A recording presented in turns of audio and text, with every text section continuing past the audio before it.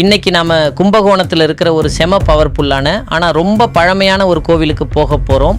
கும்பகோணம் சோமேஸ்வரர் கோயில். இதுக்கு குடந்தைக்காரோணம் அப்படின்னும் ஒரு பேர் இருக்குது. சாதாரண கோயில் இல்லை, இது தேவார பாடல் பெற்ற தலம். இங்கே இருக்கிற சாமி யாருமே செதுக்காத தானாக தோன்றின சுயம்பு லிங்கம். இந்த கோவிலுக்கு சோமேஸ்வரர்னு ஏன் பேர் வந்துச்சு தெரியுமா? ஒரு பெரிய பிரளயம் வந்தப்போ அமுத கலசம் மிதந்து வந்துச்சுல்ல, அந்த கலசத்தை தாங்கி பிடிச்சிருந்த உரி ஒன்று சிதறி விழுந்துச்சு. அந்த இடத்துல ஒரு லிங்கம் தோணுச்சு. சந்திரன், அதாவது சோமன் இந்த லிங்கத்தை பயபக்தியாக வழிபட்டாராம். அதனால தான் இவருக்கு சோமேஸ்வரர்னு பேர் வந்துச்சு. இங்கே திங்கள் வியாழக்கிழமை கும்பிட்டா ரொம்ப நல்லதுன்னு சொல்கிறாங்க. இந்த கோவிலுக்கு 3 வாசல் இருக்குது. ராஜகோபுரம் வழியாக உள்ளே போனீங்கன்னா மகாவிஷ்ணு வழிபட்ட மாலீசர் சாமியை கும்பிடலாம். இன்னொரு வாசல் வழியாக சோமநாதர் சாமி, வடக்கு வாசல் வழியாக சோமேஸ்வரர் சாமி. ஆக நீங்கள் எந்த வழியாக போனாலும் சாமியோட அருள் கேரண்டி.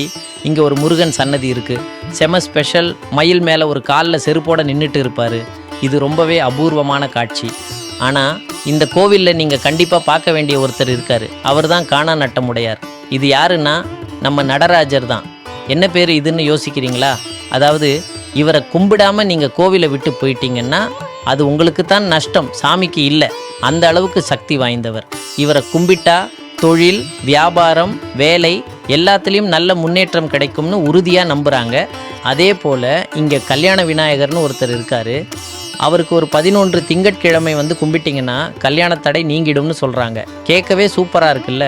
அடுத்த தடவை கும்பகோணம் போனீங்கன்னா மறக்காமல் இந்த சோமேஸ்வரர் கோவிலுக்கு போயிட்டு அந்த காணா நட்டம் உடையார் சாமியையும் தரிசனம் பண்ணிட்டு வாங்க.